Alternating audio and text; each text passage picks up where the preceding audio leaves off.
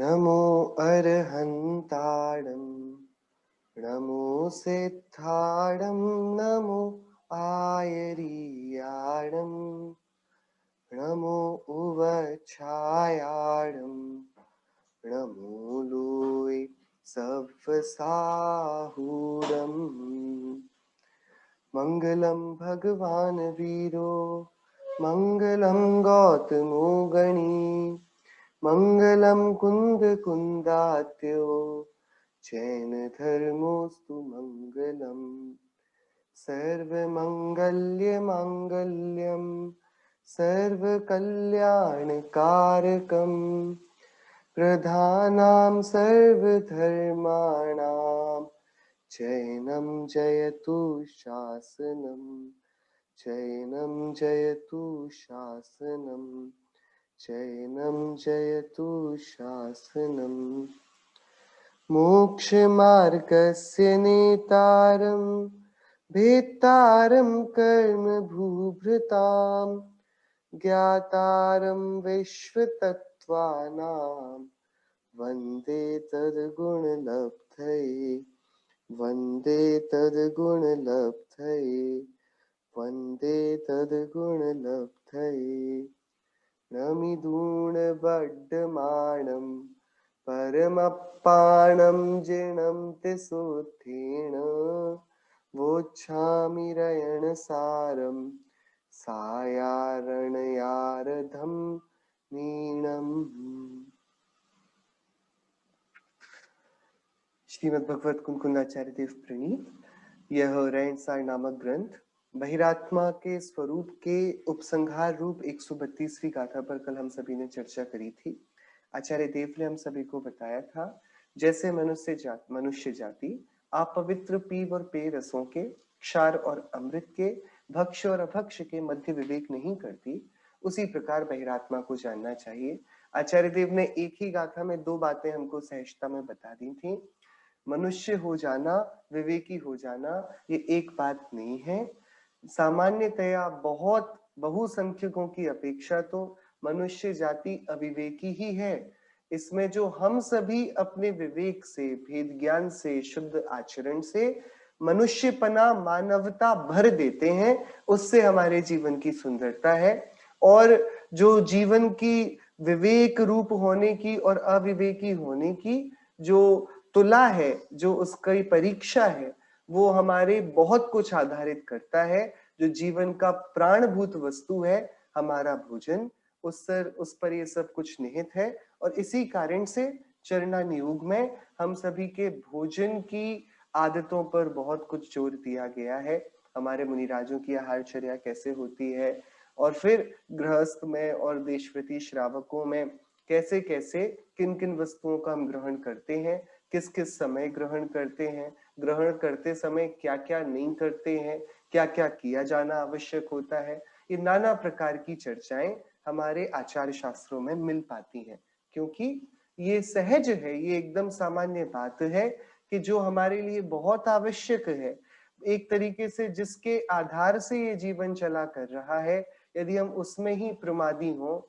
उसमें ही विवेक शून्य हो, फिर हमारे बुद्धिमान होने का, विवेकी होने का कोई अन्य प्रमाण नहीं रह जाता। और इसी बात से आचार्य देव ने उदाहरण में लेके सिद्धांत में घटाया। ऐसे ही बहिरात्मा जीव जो जीवन के लिए प्राणभूत है, ऐसा अपने का, स्वयं का ज्ञान, उस ज्ञान से शून्य होता हुआ आत्मा और शरीर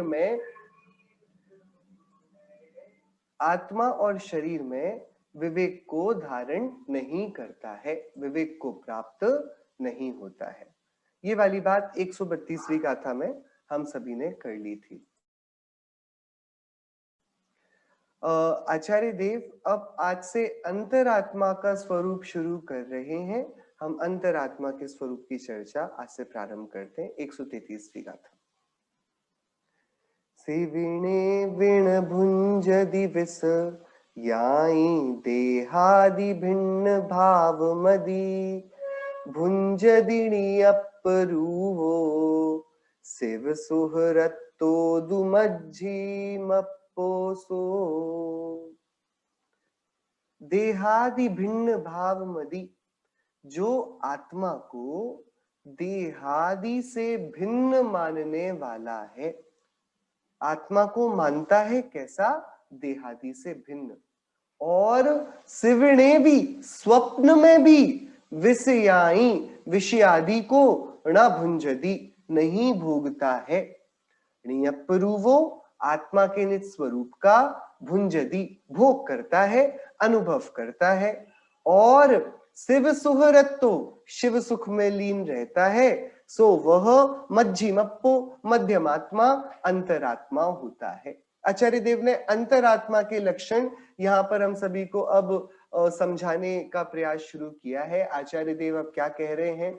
बहिरात्मा जो आत्म स्वरूप से अजान था, शरीर को ही आत्मा मान बैठा था, विषयों से ही सुख मान बैठा था, और विषयों को छोड़ने पर दुख जिसे प्रतीत होता था, और विषयों के ग्रहण में अपने आप को धन्य सुखी मानता था, अब वह यहाँ पर आकर मध्यम आत्मा की, अंतरात्मा की अवस्था में अपने जीवन में एक अजीब परिवर्तन को देखता है। वह अब शरीर से अपना परिचय नहीं करता। देहादि भिन्न भाव मदी, वह देह आदि से शरीर को आदि में लेकर सगे संबंधी स्त्री पुत्र इत्यादि जितने भी संयोग है ना, इन सभी से अपने को भिन्न मानने वाला है। और क्या करता है कि वह स्वप्न में भी विषय आदि को नहीं भोगता है। भोगता है ना भुंजदी, मतलब विषयों का त्यागी हो गया है। स्वप्न में भी शब्द से हमें ये समझना होगा, हम बोलते ना भाई हमने नींद में भी इस बारे में हम सोच नहीं सकते, हम सपने में भी ये वाली बात के बारे में नहीं सोच सकते। आचार्य देव ऐसे ही कह रहे हैं कि उसकी भोगों के प्रति की जो रुचि है वो ऐसी विलीन हुई है, ऐसी नष्ट हुई है कि वह स्वप्न में भी भोगों को भोगने की इच्छा नहीं करता, भोगों की इच्छा से शून्य है। स्वप्न में भी भोगों से सुख आएगा, उसके ऐसा मंतव्य, ऐसा भ्रम नहीं रहता। ये उसका स्पष्ट श्रद्धान है, ये उसका निर्मल मानना है, श्रद्धान है, रुचि है कि जो सुख आएगा ना, वह सुख विषयों से नहीं आएगा। विषय तो दुखों को देने वाले हैं। पांच इंद्रिय के विषयों के पास जाने से दुख ही मिलता है। अतः स्वप्न में भी जिसके ये श्रद्धान, ये इच्छा, ये विकल्प, ये आशा मिट गई है कि मैं यहाँ पर, मैंने अच्छा स्वप्न देखा, इसमें बहुत मुझे विपुल भोग सामग्री प्राप्त हुई और मैं बड़ा आनंद में था और उनको भोगता था, ऐसा वह अभिप्राय आत्मा की पहचान के साथ ही त्याग चुका है। जिसकी आत्मा के प्रति देहादि से भिन्न स्पष्ट रुचि श्रद्धा है और भोगों में सुख नहीं एकांततया दुख है, ऐसा जिसका स्पष्ट श्रद्धान है। कैसा स्पष्ट? कि अब उसको कोई नींद से भी जागकर तुरंत पूछेगा ना कि तुम इसकी प्राप्ति से सुखी हो जाओगे, तो वो बोलेगा नहीं, पर द्रव्य मुझे सुखी कर सकता नहीं। पराधीनता में सुख मानना ये भ्रम है, ये अज्ञान है, ये मूढ़ता है। तो चलो, भोग विषय को नहीं भोगता स्वप्न में भी, तो क्या करता है कि नियप्परूवो भुंजदी, अरे वह आत्मा के स्वरूप की भावना भाता है, आत्मा के स्वरूप की अनुभूति का रस पीता है, आत्मा के निज स्वरूप का अनुभव करता है। और ऐसा करने से उसे क्या होता है? शिव सुहृतो, शिव सुख में लीन रहता है। शिव सुहृतो मतलब शिव स्वरूप है आत्मा। शिव यानी कल्याण की जननी, कल्याण में स्वाधीन सुख देने वाली जो वस्तु है वह है आत्मा। वह जो शिव सुख में आत्माधीन स्वाधीन सुख में लीन रहता है, या तो उसके लिए प्रयासरत प्रयत्नरत रहता है, पुरुषार्थ करता है, अथवा उसका उपभोग करता है, ऐसा शिव सुहृत तो शिव सुख में लीन रहता है, वह मध्यमप्पो मध्यमात्मा अंतरात्मा होता है। वह क्या होता है? अंतरात्मा होता है। ये इसका स्वरूप है। अंतरात्मा का क्या स्वरूप है? यह स्वरूप है कि ये संभावना ही नहीं कि वह अपना परिचय शरीर से देखे। विषयों से सुख आता है, ऐसा मिथ्या श्रद्धान उसके नष्ट हो गया है। निरंतर मैं चेतन हूं, मैं आत्मा हूं, इसका ही अनुभव, इसकी ही भावना भाता है और शिव सुख में ही, स्वाधीन आत्मा के सुख में ही वह निरंतर लीन रहता है। ऐसा मध्यमात्मा है, ऐसा अंतरात्मा है। कल इसी प्रकरण पर एक प्रश्न आया था और वह प्रश्न यह था कि 5 इंद्रिय के विषयों से दुख कह दिया जाता है, सो ये दुख कैसे है? हम तो देखते हैं कि एक इंद्रिय आदि जिनको इंद्रियों के विषय प्राप्त नहीं है वे दुखी हैं, और जैसे जैसे इंद्रियां बढ़ती हैं सुखी होने के अवसर ही बढ़ते जाते हैं। और इस पर हम सभी ने थोड़ी चर्चा भी करी थी। फिर आखिरी में ये प्रश्न आया था कि ठीक है बात ये वाली भी, लेकिन विषय सुखों को सारे विषय सुखों से दुख कह देते हो, ये वाली बात ठीक नहीं है। विषयों का अत्यधिक भोग उपभोग करना ये दुख का कारण है, लेकिन सीमित विषयों का प्रयोग वह तो सुख ही देता होगा, ऐसा ही कुछ होना चाहिए, ये वाला भी प्रश्न आया था।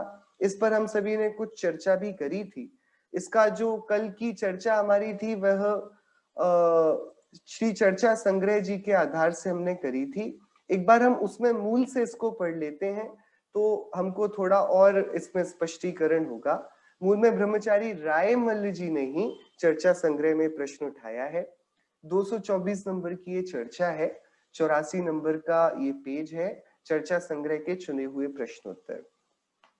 शंका, एक इंद्रिय के दुख विशेष है कि नारकी के दुख विशेष है? ये प्रश्न उठाया तो समाधान आया, एक इंद्रिय की अपेक्षा नारकियों के दुख अत्यंत अधिक है। मतलब नरक गति के जीव ज्यादा दुखी हैं एक इंद्रियों की अपेक्षा, निगोद की अपेक्षा नरक में ज्यादा दुख है। पुनः प्रश्न हुआ, परंतु संसार में तो एक इंद्रिय के नरक की बीच अनंत गुणा दुख बताया है, सो कैसे है? कि हमने तो जो अभी तक निरूपणा पढ़ी है कि भाई काल अनंत निगोध मझार बीत्यो एक इंद्रिय तनधार, हमारी जो दुखमयी व्यथा है, अनंत दुख की पूरी कथा है, ये सब तो निगोध से ही शुरू होती है और हम इसी बात से तो डरते हैं कि दोबारा स्थावर पर्याय में ना चले जाएं। तो ये वाली बात कैसी है? समाधान, जीव नाम, ये समाधान बड़ा विस्तृत है और बहुत हम सभी के लिए अच्छे से समझ लेने जैसा है। जीव नामक पदार्थ के सभी गुणों में एक मुख्य गुण ज्ञान है और एक इंद्रिय के अक्षर के अनंतवे भाग ज्ञान है। नारकी जीव पंचेंद्रिय है, वह ज्ञान की अपेक्षा मनुष्य सादृश्य है। उस अपेक्षा नारकों के बीच एक इंद्रिय पर्यायहीन है। एक इंद्रिय में तो अनंत काल पर्यंत भी निकास नहीं है और नरक में तो असंख्यात वर्ष पर्यंत दुख पाता है।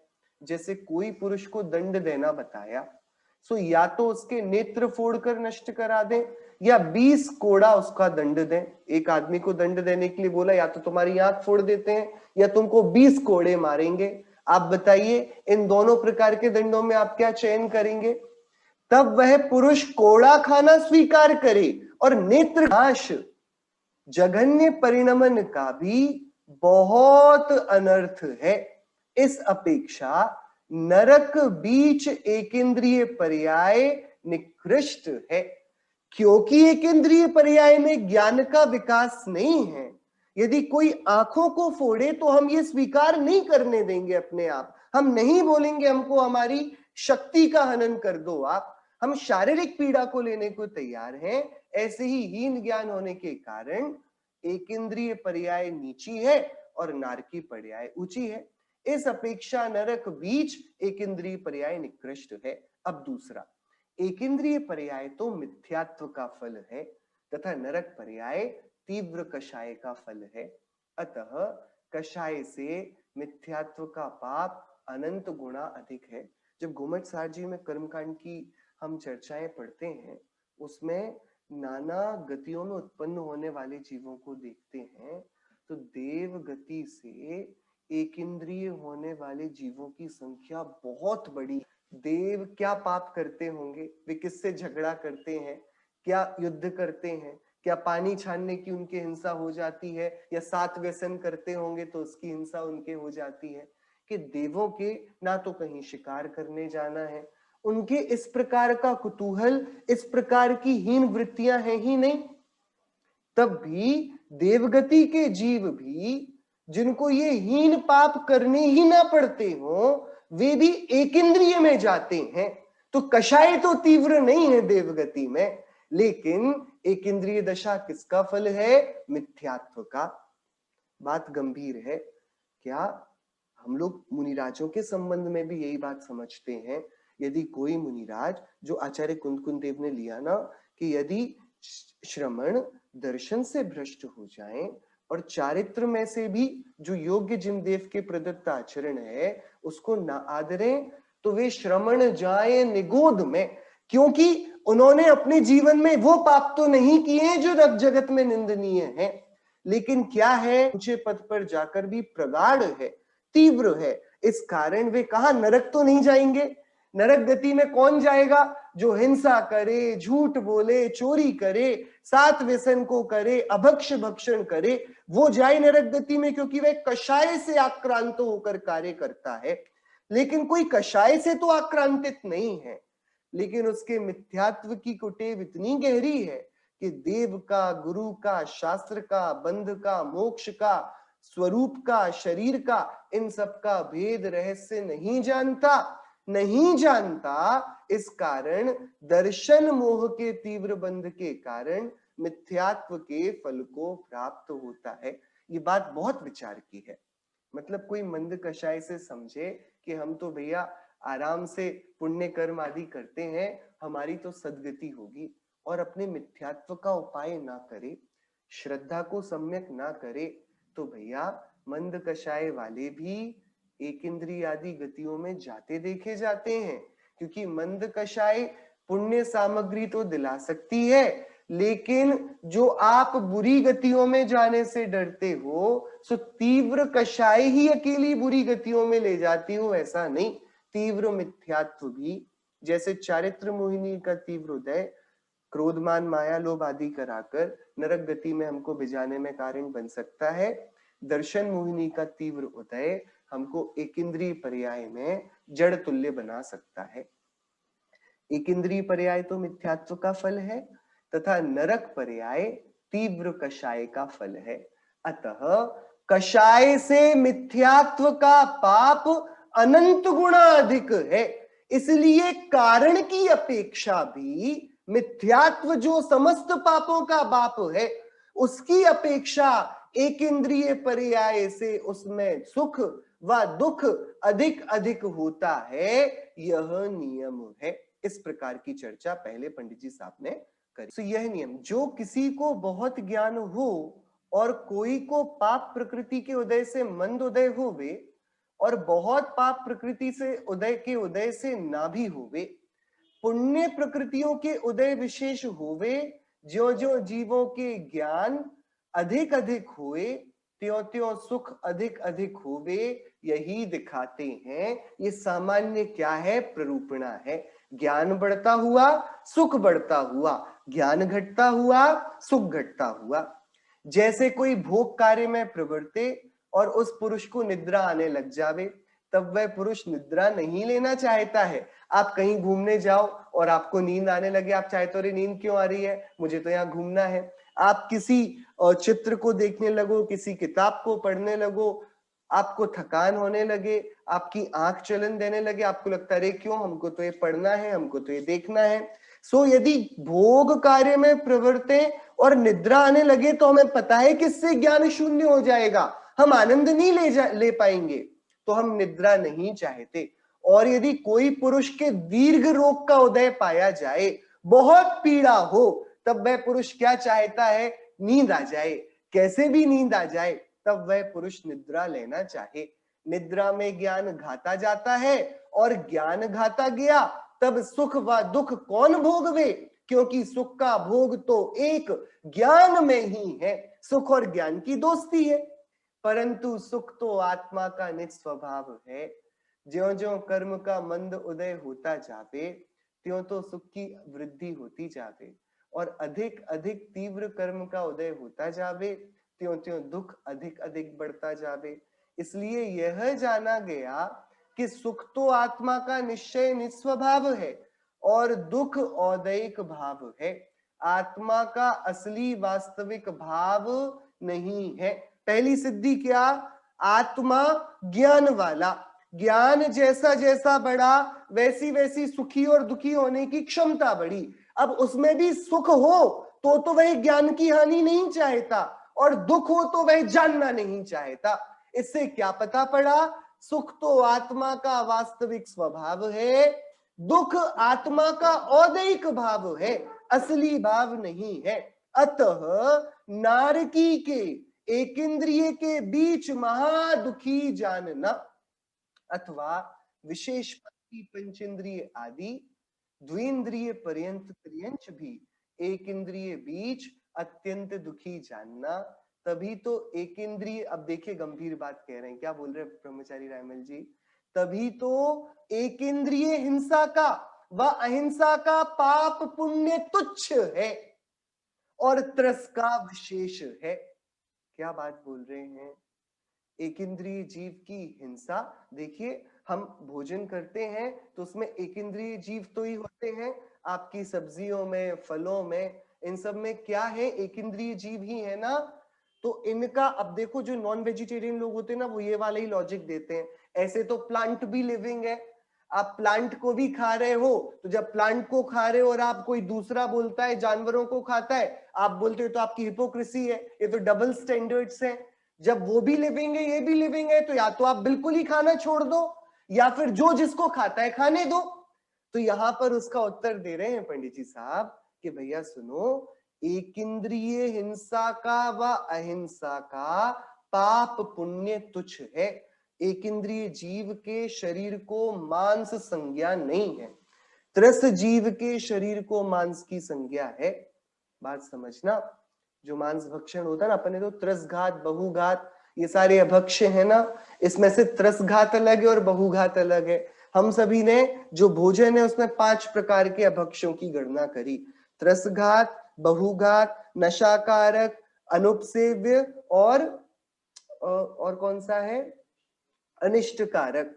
ठीक है, ये 5 प्रकार के अभक्ष्य हैं। इसमें से नशाकारक में मांस, मद्य, ये आ गए, मांस, मद्य आ गया, शराब और नाना प्रकार के जो नशे किए जाते हैं वो आ गए। अनुपसेव्य में जो गंदे पदार्थ हैं जिनको हम ग्रहण नहीं करते, मल, मूत्र, पीव, रक्त इत्यादि आ गए, जो उत्तम पुरुष इनको छूते भी नहीं। ठीक है, और अनुपसेव्य में ये हो गया। और अनिष्टकारक में जो हमें रोग हो या हमारे शरीर की वैसी प्रकृति ना हो, हमें जो सूट ना करता हो, हमारे जो बॉडी में अलग किसी को सर्दी हो जाए, बहुत ठंडा हो जाए तो खांसी होने लगे, ऐसे जितने भी पदार्थ हैं, तो शरीर की प्रकृति के विरुद्ध या रोग के विरुद्ध किसी पदार्थ का सेवन करना वो अनिष्टकारक। इन 3 को तो जाने दो। अब 2 प्रकार के जो पहले अभक्ष्य हैं, त्रसघात, बहुघात, तो क्या किया अभक्ष्यों में? जीव है, जिएगा, तो जीवित वस्तु है ना, तो ये भैया देखो लोहा सोना खा के नहीं जी पाएगा, इसको वनस्पति चाहिए। सो 2 प्रकार की वनस्पति बना लेते हैं अपन सचित्त चित्त करके।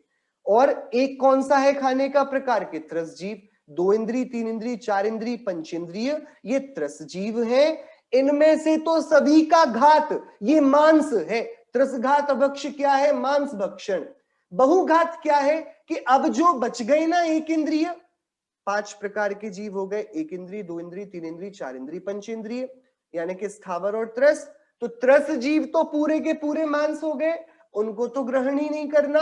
बचा स्थावर। स्थावर में भी वे जीव जिनमें बहुत सारे जीवों के खंड हैं, जैसे कि जमी कंद हैं, जैसे कि वे फल या फूल जिनमें त्रस जीवों के जन्म हो जाते हैं, बड़, पीपर, ऊमर, कटूमर, पाकर, ये इत्यादि प्रकार के जो वनस्पति काय भी है ना, वो बहुघात कह के उनका त्याग कराया। और जो बच गया वो भैया बहुत जो सप्रतिष्ठित ना हो, अप्रतिष्ठित हो, जिसका स्वामी एक ही हो, जिसमें बहुत सारे, जिस वनस्पति के अधीन जीव ना पाए जाते हो, उनके ग्रहण में, अब उसमें भी हिंसा तो हो रही है ना। यहाँ पंडित जी क्या बोल रहे हैं कि ये जो एक इंद्रिय हिंसा है ना, अब हमारे भोजन में, हमारे पानी पीने में, आग जलाने में, पवन विराधने में, जमीन को खोदने में, इन सब में जो हिंसा है ना, इसका पाप और इसकी अहिंसा का पुण्य, ये तो कैसा है, तुच्छ है, लेकिन तरस का विशेष है। क्यों? क्योंकि ये वाले जीवों के ज्ञान कम है, तो इनके दुखों की अनुभूति कम है, इनकी पीड़ा कम है।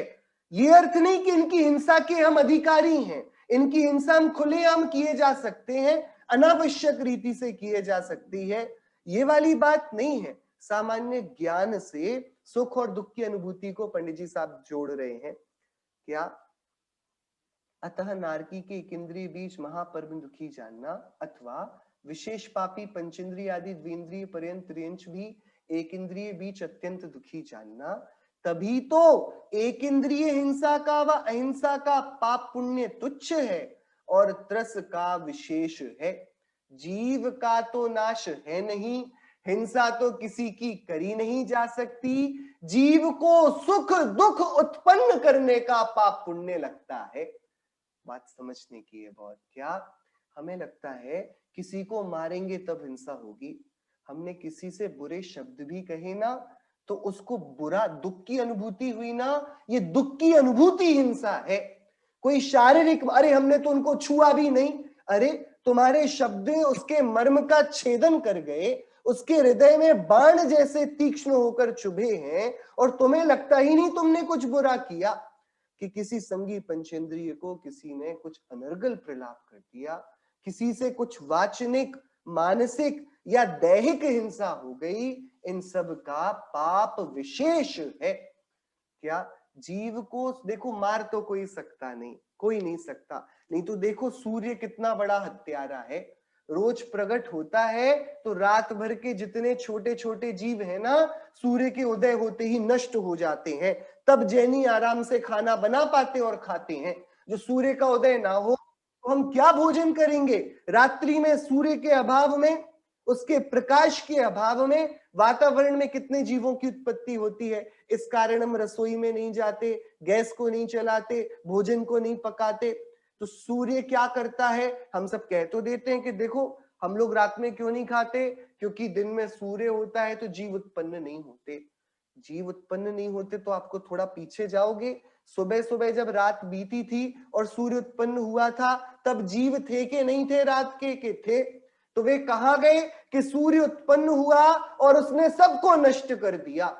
बताओ सूर्य कितना हिंसक है, कितना बड़ा। एक नदी अतिक्रमण कर जाए और पूरे गांव को बहा कर ले जाए तो नदी का जल हिंसक हुआ ना। जंगल में आग लग गई, पूरे जानवर बड़े बड़े जलकर एकदम राख हो गए।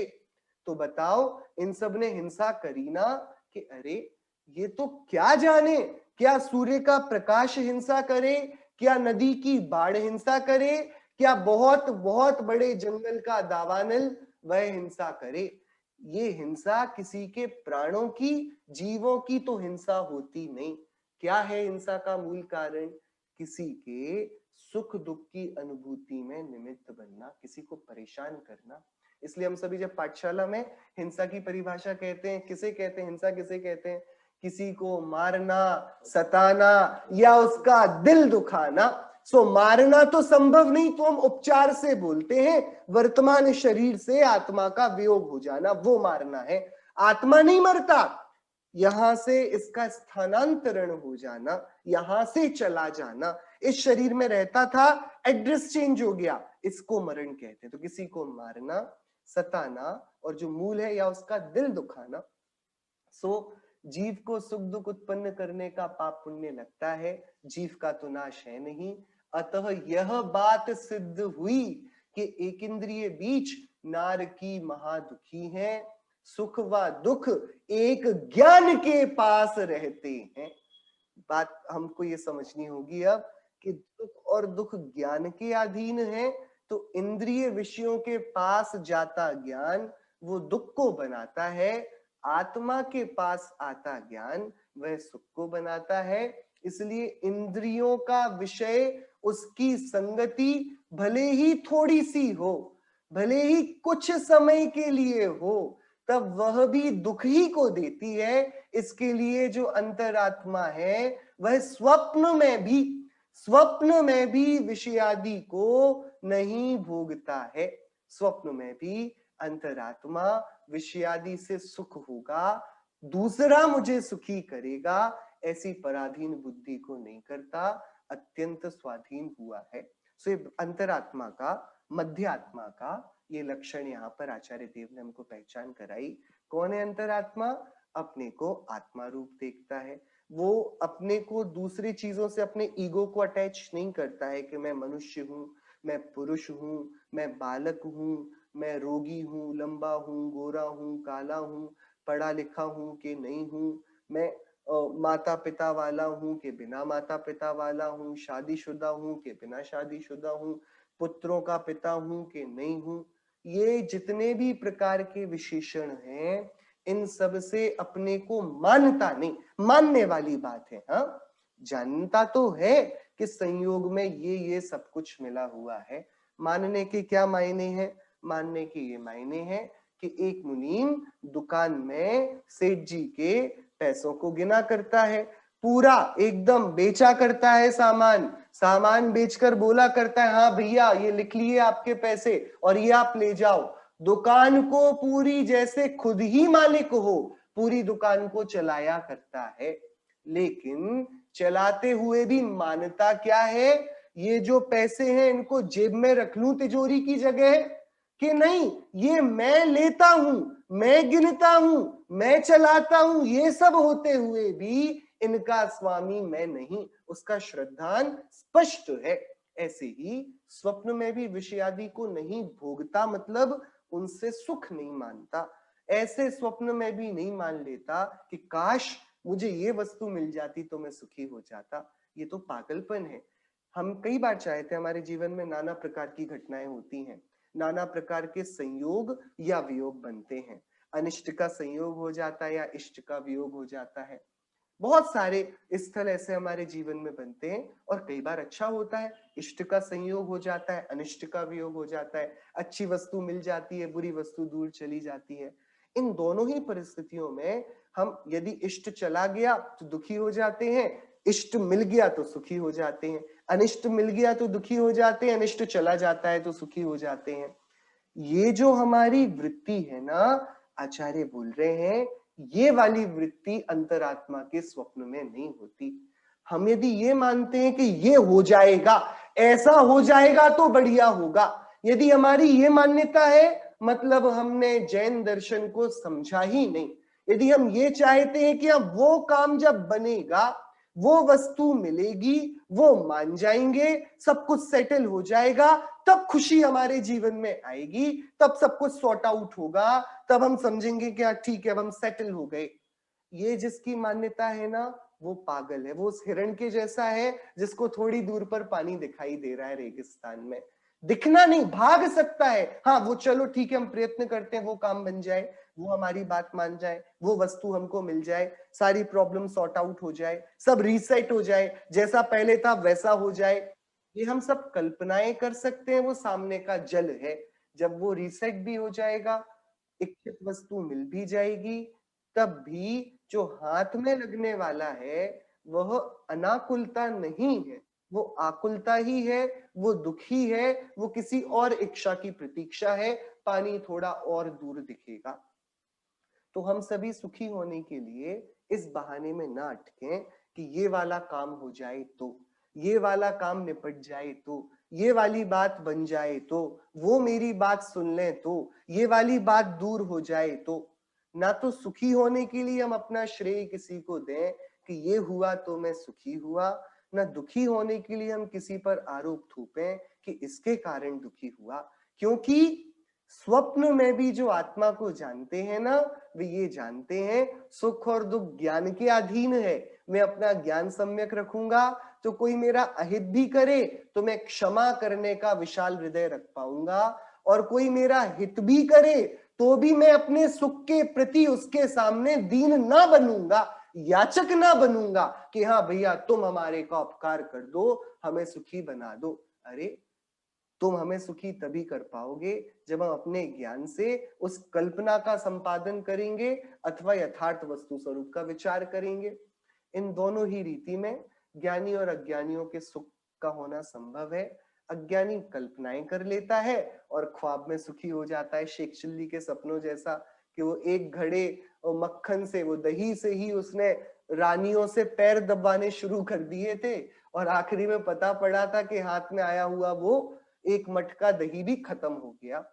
ये अज्ञानी का कल्पना का सुख है। हम सभी सोचते हैं ऐसा हो जाए, फिर ऐसा हो जाए, फिर ऐसा हो जाए, सब बढ़िया हो जाएगा। और देखो, हम बचपन से वो सोचते आए हैं, आज भी हम उसी स्टेज पर हैं। हम सभी उस पड़ाव पर हैं जिस पड़ाव पर हमारी कहानी अधूरी है। अभी हम आप में से हर एक के पास ये प्रश्न होगा, ये उत्तर होगा कि क्या हो जाएगा, फिर आप शांति से बैठोगे, ये हो जाएगा तो करेंगे, ये हो जाएगा तो करेंगे, ये हो जाएगा सबके। और यदि हम पुराना पूछे, अच्छा पहले भी कभी ऐसा सोचा है कि क्या हो जाएगा, तो कि हाँ पहले कुछ और काम था, पहले पढ़ाई पूरी करनी थी, एग्जाम निकालना था, नौकरी चाहिए थी, कुछ और चाहिए था, अब कुछ और अपॉर्चुनिटी है, अब और कोई परिस्थिति है, अब कुछ और है।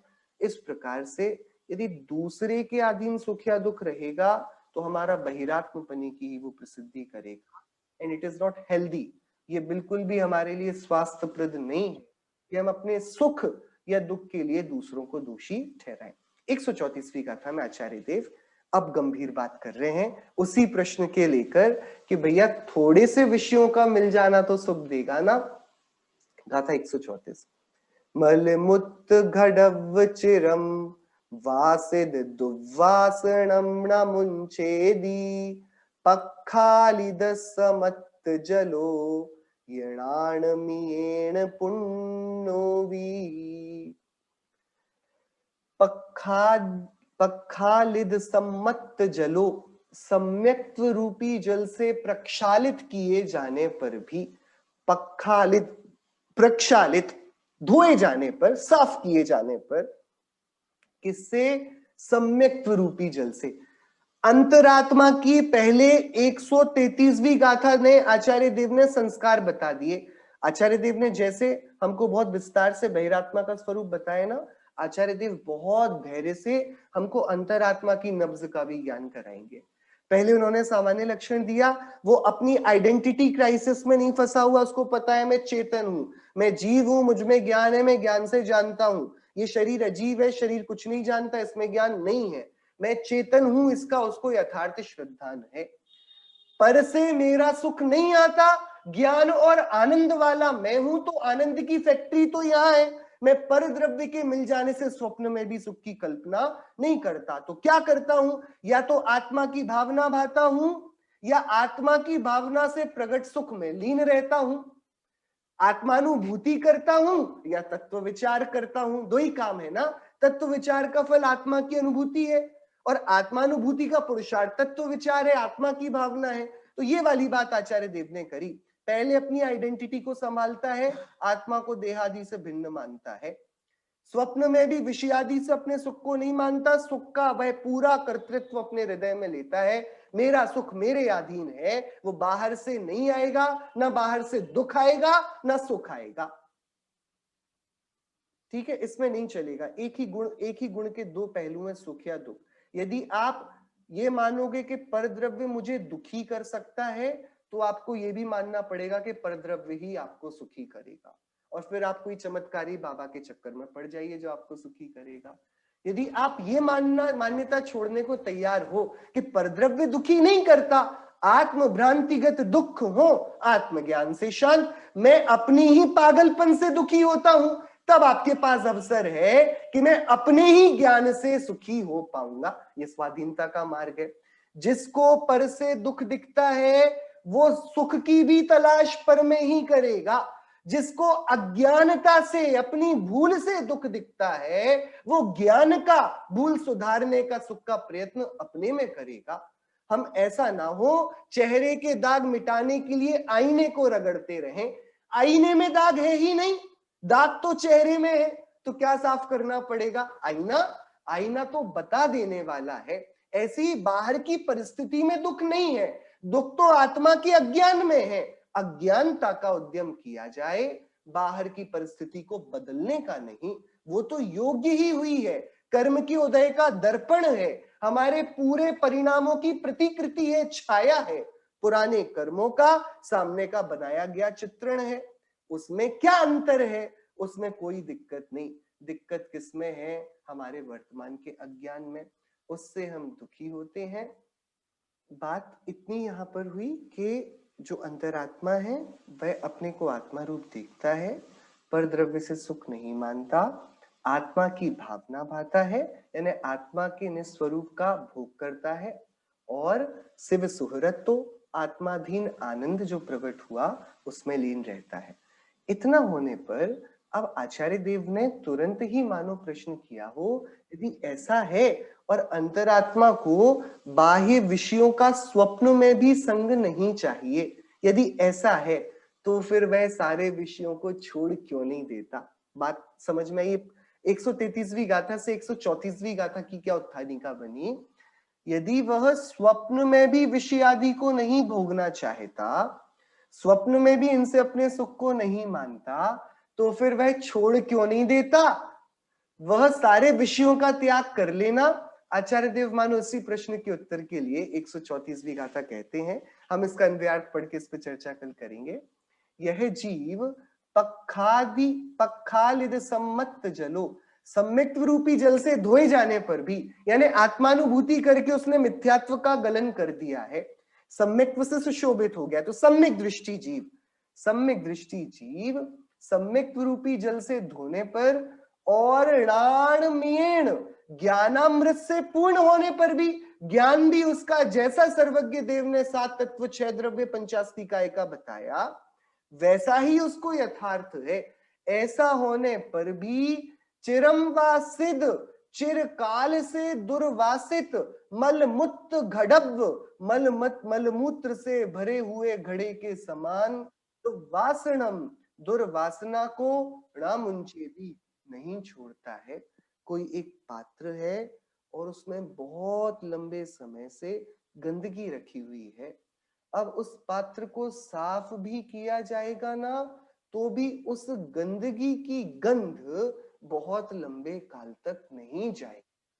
इसी कारण अनादि से काम भोग बंधन की कथा में दक्ष आत्मा जब अपने प्रचुर पुरुषार्थ पूर्वक मिथ्यात्व को नष्ट भी करता है और तत्व की भावना भाता है, चैतन्य की भावना भाता है, तो भी अनादि का जो विभ्रम का संस्कार है ना, उसकी जो गंध है, अनादि के बाह्य 5 इंद्रिय के विषयों के तीव्र संस्कार हैं, उन संस्कारों की गंध उसके जीवन में बनी रहती है। इसी को ही अस्थिरता का राग कहते हैं।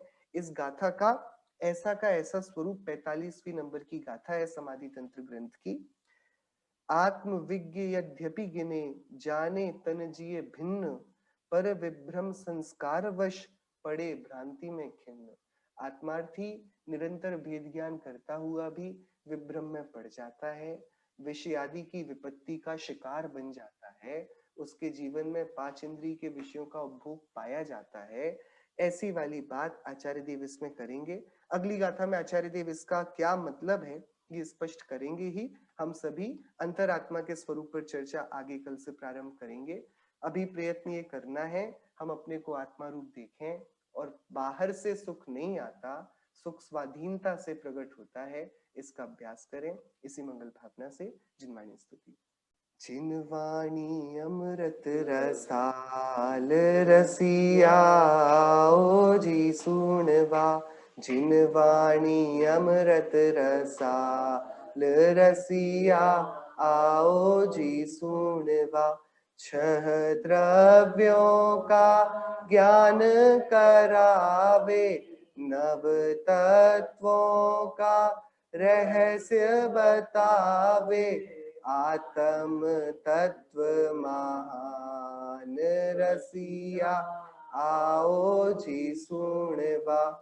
विषय कषाय का नाश करावे, निज आत्म से प्रीति बढ़ावे, मिथ्यात्व का होवे नाश रसिया आओ जी सुनवा।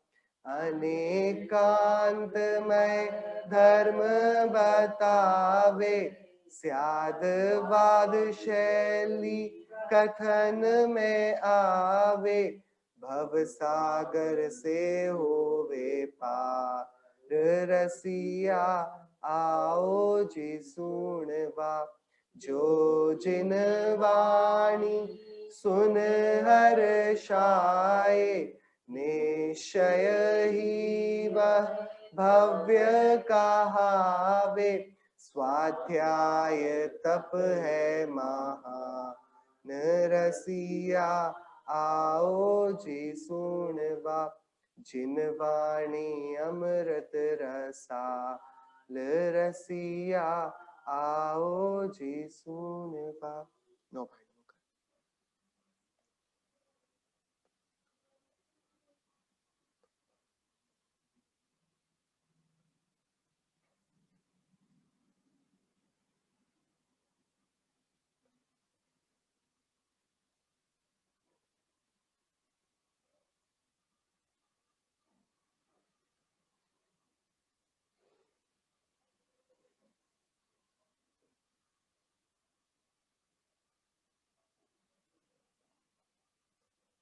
बोले अंतर्मुख मुद्रावन सर्व जिनेन्द्र भगवंतों की जय। द्वादशांग में जनवाणी माता की जय हो।